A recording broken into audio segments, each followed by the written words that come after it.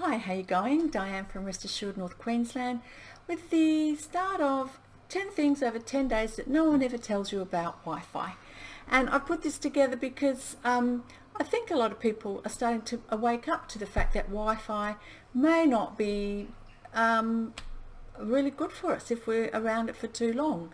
So I thought I just would share some tips and some facts with people over these 10 days. If you're here, I gather it's because you have a bit of an inkling that there could be a bit of an issue about Wi-Fi. So let's just get straight into it. Well, before we do that, I just want to say that some of this information I'm going to share with you may not leave you feeling warm and fuzzy, but there's no way with some of it that I can make it warm and fuzzy, so I'm just going to tell it as it is, how I know it, my interpretation of what I know and what I've learnt.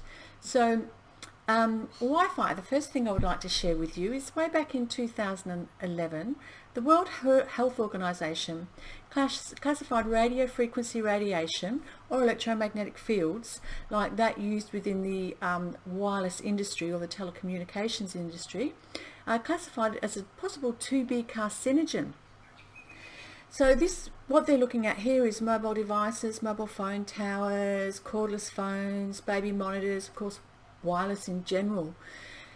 Now, just last year in November 2018, the National Toxicology Program released their research that they'd done over 10 years with a cost of $30 million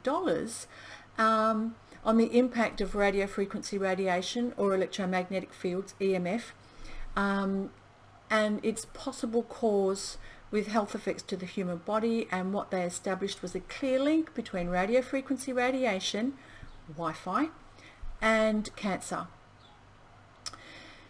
So the International Agency for the Research on Cancer, or IARC, which consists of 29 scientists from 18 different countries, have urged as a top priority the World Health Organization to review the classification as a possible 2B carcinogen to a definite carcinogen to humans. So apparently this is going to be looked at in 2025. So there's a little way yet to go, but that seems to be the thing with anything that's really detrimental to our health, but it's bringing in heaps of money. So I probably shouldn't have said that, but I did. So there you go. There's one thing you may not have known about Wi-Fi.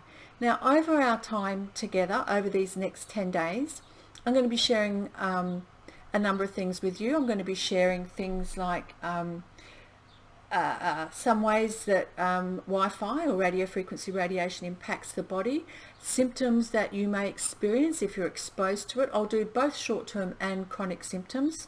I also would like to share with you what I found, what the readings were when I had my mobile phone 30 centimeters away from me, which is a ruler length, and when I took a reading with my snazzy little meter here, what the readings were. I'd like to share that with you. Also, our children are more susceptible to Wi-Fi, so I'd like to cover that with you, and some of the symptoms that children experience when they are possibly exposed to Wi-Fi. So if you are watching this, if any of those topics are like, oh my gosh, I want to know this now, please write which one it is in the post, and the one that has the most mention is the one that I'll cover tomorrow. And down the track there'll be some more topics as well. I hope you've enjoyed this. If you have and you believe that other people should be made aware of this, please share it. I look forward to seeing you tomorrow. See ya.